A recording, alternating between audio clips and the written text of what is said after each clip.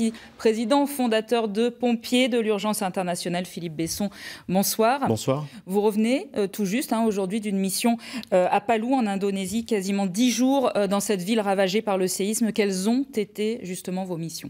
Alors nous avons travaillé aux côtés des équipes indonésiennes de secours et des équipes gouvernementales indonésiennes, puisque nous avons été invités à participer avec eux aux opérations de recherche parmi les rares équipes acceptées depuis l'étranger. Nous avons procédé aux recherches des victimes ensevelies à l'aide d'appareils électroniques de recherche assez sophistiqués, dont un scanner de recherche.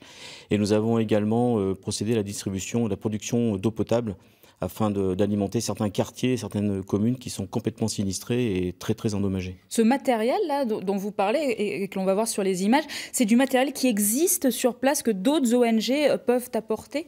Alors le matériel n'existe pas sur place, les Indonésiens n'en ont pas, donc c'est pour ça d'ailleurs qu'ils ont accepté notre participation, notre contribution. On a mis à disposition ce matériel et des personnels pour les aider à la recherche de victimes. Ils ont quelques chiens de recherche, mais ils n'ont pas d'appareil électronique de ce type-là, donc c'était aussi une occasion pour nous d'apporter notre aide de manière efficace.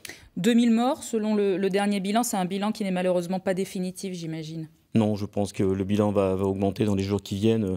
Je pense qu'on sera entre 5 et voire même 10 000 victimes, puisqu'on a vu notamment le séisme, mais également le tsunami qui a provoqué des dégâts considérables et un phénomène de liquéfaction du sol dans certaines communes, villes à l'extérieur de Palu, où de nombreuses victimes sont ensevelies, sont même déjà sous terre. Par ce phénomène de liquéfaction, il y aura encore des milliers de victimes. Comment on vit là-bas aujourd'hui ?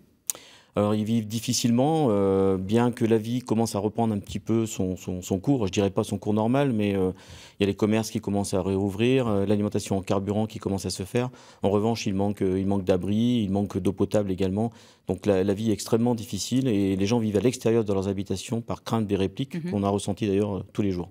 À quelles difficultés vous avez été confrontés sur place ?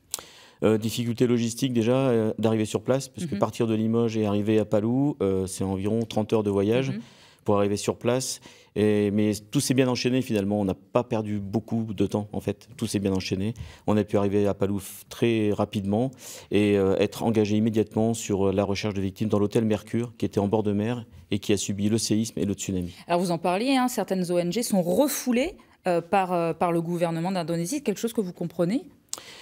Je le comprends, oui, parce qu'il faut respecter la souveraineté d'un pays, et il faut toujours respecter l'appel à l'aide internationale ou l'acceptation de l'aide internationale, et certaines équipes ont forcé ce passage, se sont présentées à Jakarta et en Indonésie sans y être invitées, autorisées, sans lettre d'autorisation, une lettre que nous avions et qui nous a servi de laisser-passer pour arriver jusqu'à Palu.